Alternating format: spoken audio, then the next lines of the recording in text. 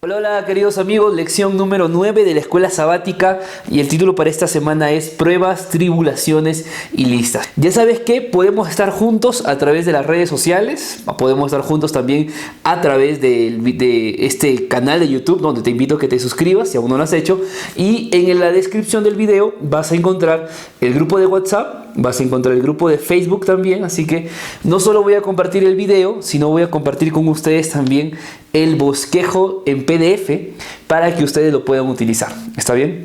Así que vamos entonces ya al comentario de esta lección y empezamos.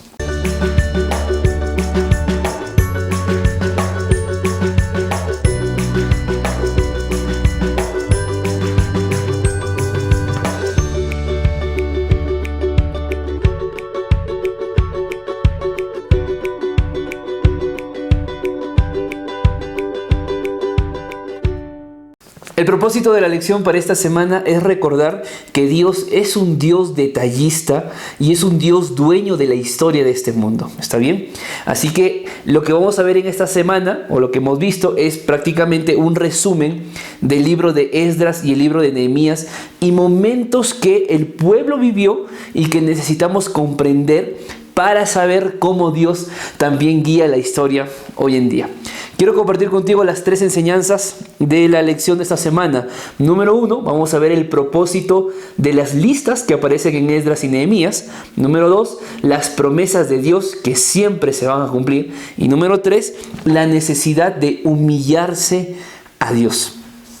Bueno, uno de los libros de la Biblia con más listas que aparecen es justamente en Esdras y el libro de Nehemías. La pregunta es, ¿por qué hay tantas listas? Y yo quiero mencionarte algunas de las listas que tú encuentras. Por ejemplo, tú vas a encontrar en Esdras y Nehemías la lista del inventario de los objetos que ellos trajeron de Babilonia a Jerusalén. Vas a encontrar la lista de los animales que vinieron de Babilonia a Jerusalén. Vas a encontrar la lista de los jefes de familia, la lista de los que construyeron el templo y los muros. Vas a encontrar la lista de los 84 funcionarios que sellaron el pacto que hemos estudiado recién hace algunas semanas, la lista de los jefes de familia, la lista de las personas, de los exiliados que regresaron con Zorobabel y innumerables listas que tú vas a encontrar en Esdras y Nehemías. La pregunta es, ¿por qué hay tantas listas? Dicho sea de paso, nosotros poca importancia le damos al tema de las listas, ¿verdad?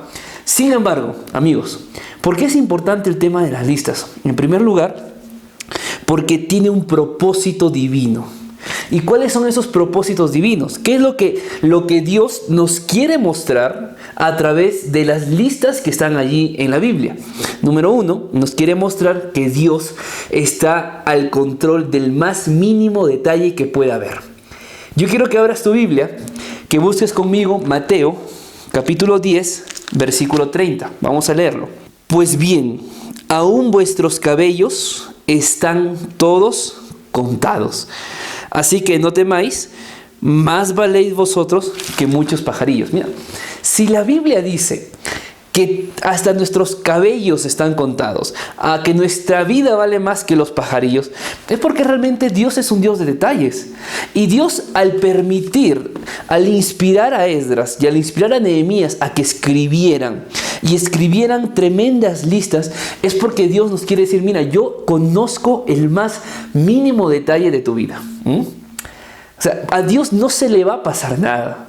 Si tú estás pensando de que Dios se olvidó alguna cosa que tú le pediste, o Dios se olvidó de ti en alguna situación que tanto tú lo necesitabas, Dios te dice que no. Él está al control, es muy detallista en lo que hace.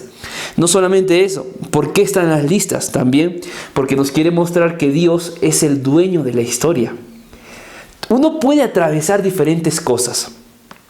El pueblo de Israel atravesó diferentes dificultades, diferentes problemas. Fue cautivo, fue llevado a Babilonia, fueron saqueados, los israelitas fueron muertos y tantas cosas que uno ve y dice, wow, ¿dónde está Dios en esta historia? Dios está al control de la historia. O lo que vamos a analizar justamente en Esdras capítulo 1 y Daniel capítulo 1 es justamente lo que Daniel dice, ¿no? Daniel menciona que el rey de Babilonia saqueó, trajo todo lo que había en Jerusalén, y Esdras dice que justamente cuando regresan del cautiverio de Babilonia, traen los objetos que el rey de Babilonia había traído cuando los cautivaron. O sea, ¿qué es lo que estamos viendo aquí? Que Dios está al control de la historia. Y esto lo dice el Espíritu de Profecía en Profetas y Reyes, página 393. Dios asignó a cada nación e individuo un lugar en su gran plan. Todos, tantos hijos de Dios como no creyentes, tienen un lugar en la historia de este mundo. Y es porque Dios así lo designó. Por eso Dios utilizó a Nabucodonosor. ¿Te acuerdas? Lo que le pasó a Nabucodonosor, lo que tuvo que pasarle a Nabucodonosor para que comprendiera quién era Dios. Es porque Dios lo utilizó. Dios utilizó a Artajerjes, Dios utilizó a Darío, Dios utilizó a Ciro. ¿Por qué? Porque todo este mundo está al control de Dios, y a través de las listas quiere mostrarnos de que Dios es dueño de la historia, de que Dios es un Dios detallista, y número 3, que Dios siempre va a preservar a su remanente. Desde Adán, desde que entró el pecado, desde el pueblo de Israel, desde el tiempo cuando tuvieron que tener reyes, desde el tiempo del cautiverio, ahora regresando a Jerusalén, en el Nuevo Testamento, los 12 discípulos, Jesús va al cielo, continúa en la predicación del Evangelio, hoy en nuestros días. ¿Qué es lo que nos quiere mostrar con tantas listas? Que Dios, a pesar de las dificultades que el pueblo tiene que pasar, Dios siempre tendrá un remanente que llegará hasta la patria celestial. Mira lo que dice la Biblia en Apocalipsis. Vamos a buscar Apocalipsis capítulo 17 y vamos a leer lo que dice el versículo 14. ¿Está bien? Pelearán contra el Cordero, y el Cordero los vencerá, porque es Señor de señores y Rey de reyes. Y mira esa última parte. Y los que están con Él son llamados, elegidos y fieles. Dios siempre va a tener un remanente. En el pueblo de Israel tuvo su remanente. Todos los que volvieron del cautiverio, no fueron todos los israelitas. No todos quisieron volver a Jerusalén. Solamente quienes en ellos estuvo el deseo de construir el templo, el deseo de construir los muros, fueron los que volvieron. ¿Por qué? Porque Dios siempre va a mantener un remanente fiel. Esta es la primera parte de la lección, la importancia de las listas. Por favor, no dejes pasar las listas como si no tuvieran importancia. Tú también eres importante para Dios. Tú tienes una descendencia, tú tienes una genealogía. Dios está preocupado por ti. Dios está al control de tu vida. Y Dios también quiere que tú seas parte del remanente fiel. La lección de esta semana también nos muestra que Israel tenía un problema de memoria. Sí, eran olvidadizos. ¿Y qué es lo que olvidaban? Lo peor es que Israel olvidaba lo que no debería olvidar, y es lo que también nos pasa a nosotros. ¿Qué era lo que olvidaba Israel? Israel olvidaba los milagros de Dios. Israel olvidaba cómo Dios los había sacado de Egipto, los había llevado por un desierto, les había dado agua, les había dado pan, les había dado todo lo necesario, pero aún así Israel era un pueblo que constantemente renegaba con Dios. Y el problema es que Israel olvidaba lo que Dios había hecho en el pasado, y esto les traía problemas en el presente y también problemas que acarrearían en el futuro. ¿Por qué? Porque, amigos, cuando un cristiano olvida los milagros que Dios ha hecho en nuestra vida en el pasado, hermanos, amigos, si olvidamos eso, nosotros vamos a vivir renegando con Dios. Tú nunca debes olvidar lo que Dios hizo en tu vida. Yo te pregunto, ¿Dios te ayudó en el pasado? ¿Dios te bendijo en el pasado? ¿Acaso Dios ya hizo un milagro en tu vida anteriormente? Entonces, ese mismo Dios que obró en tu vida es el mismo Dios que puede obrar hoy día y va a obrar mañana. No olvidemos cómo Dios ha guiado nuestra vida. El problema de Israel es que constantemente se olvidaban. Y esto no lo digo yo, esto lo dice la Biblia. Cuando uno lee Deuteronomio, por ejemplo, vas a encontrar dos palabras claves. Número 1, la palabra shakak,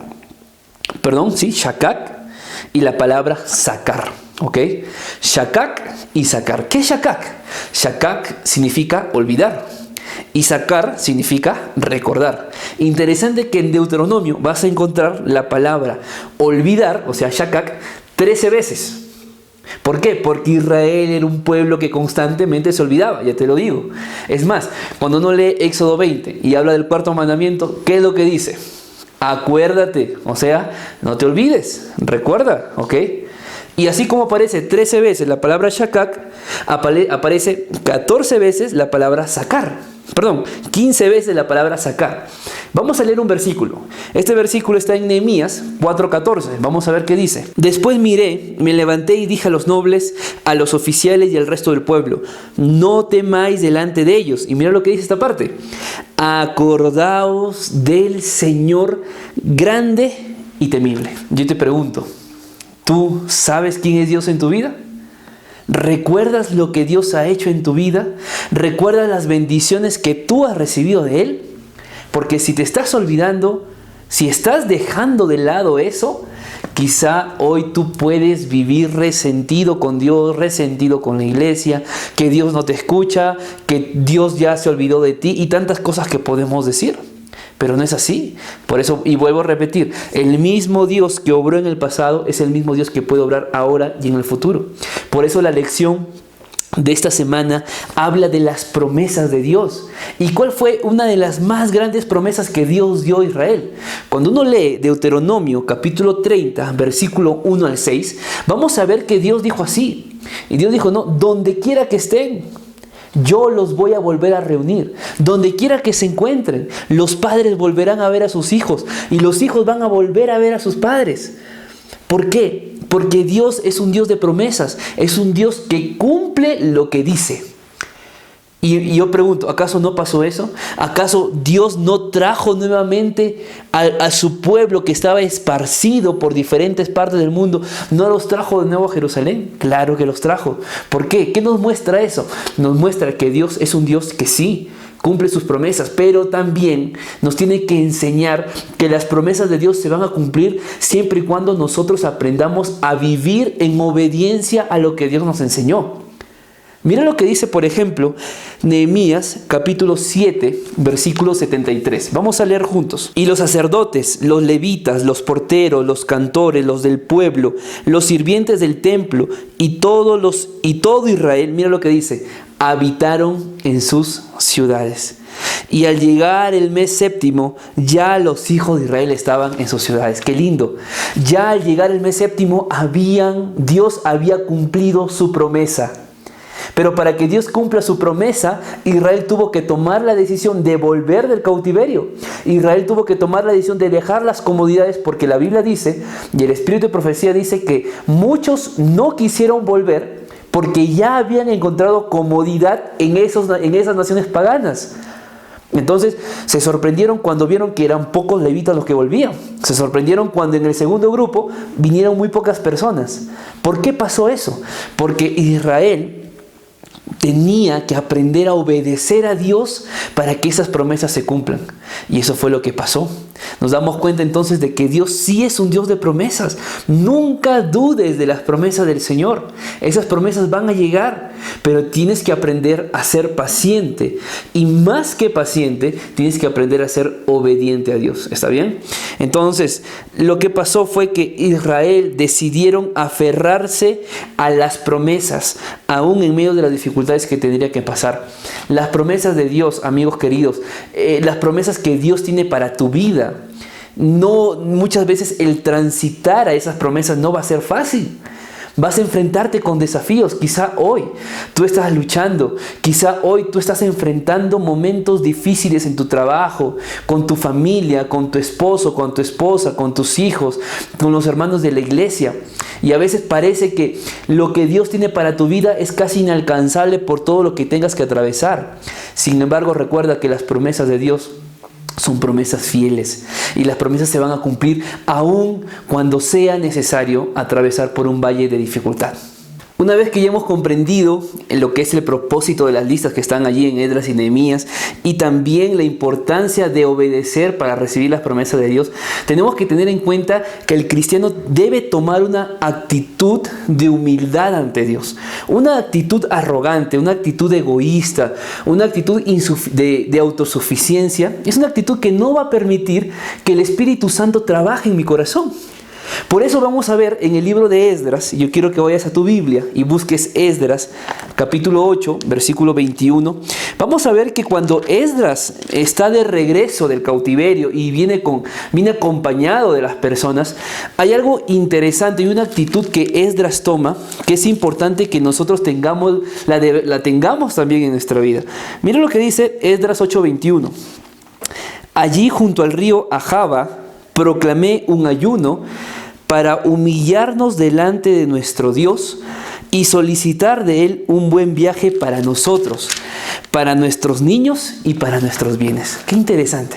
Mira, ¿qué hace Esdras frente a un desafío que tenía en su vida? Oró a Dios, ayunó ante Dios, pero principalmente se humilló ante Dios. ¿Por qué? Porque Esdras sabía que la tarea de llevar a un pueblo de un lugar hacia otro, sin seguridad, sin gente que los protegiera, era realmente una dificultad. Llevar a los niños de un lugar a otro sin peligros era realmente una dificultad. Pero ante la dificultad, ¿qué es lo que Esdras hace? Busca a Dios y pide de Dios su compañía. Yo pregunto, en tu vida, en los planes que tienes en tu vida, en los sueños que estás trazando, ¿está Dios contigo? ¿Ya te humillaste ante Dios? ¿Ya pediste que Dios te dirija?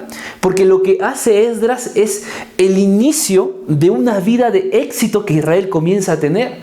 La construcción del templo, la construcción de los muros, eran resultado ¿de qué? De una obediencia y de una vida humilde ante Dios. Digo esto porque nosotros, queridos amigos, necesitamos tener una actitud dependiente de Dios. Nada de lo que hagamos fuera de su consejo, nada de lo que hagamos fuera de su voluntad va a ser bendecido. Por eso Esdras 8:22, y ahí tú lo vas a ver en tu Biblia, dice así: la mano de nuestro Dios es para bien sobre todos los que le buscan, mas su poder y su furor está contra los que lo abandonan. Entonces tú tienes que tomar una decisión. La decisión que tú debes tomar es apoyarte en Dios en tu vida o dejar y seguir tú con tu propio plan. Tú decides si Dios va a guiarte o decides de que Dios sea tu opción en caso no puedas. ¿Me dejo entender? Pero lo que vemos aquí en la vida de Esdras y en la vida de Nehemías es una vida de dependencia, una vida de reconocimiento a Dios. Ahora, yo quiero terminar con esta parte que me parece bastante interesante. Esdras ve que son pocos los levitas y pocos los del pueblo que regresan a Jerusalén. ¿Por qué? Y yo lo mencioné hace un momento. Porque muchos de ellos ya habían encontrado comodidad en esos países paganos. Y al tener su comodidad, se olvidaron o dijeron, bueno, yo ya estoy bien acá y no necesito volver para construir un templo. ¿Sabes? Muchas veces la comodidad de nuestra vida nos puede pasar una factura. Muchas veces la comodidad de nuestra vida, las costumbres que tenemos, los hábitos que tenemos, nos enfrascan en una vida cristiana inútil, en una vida cristiana que no tiene crecimiento, en una vida cristiana que no va a producir. Pero como nos sentimos cómodos con esa vida, comenzamos poco a poco a alejarnos de Dios, comenzamos poco a poco a desanimarnos, como decimos, a enfriarnos espiritualmente y luego terminamos lejos de Dios. Por eso, la necesidad de humillarnos cada día ante Dios.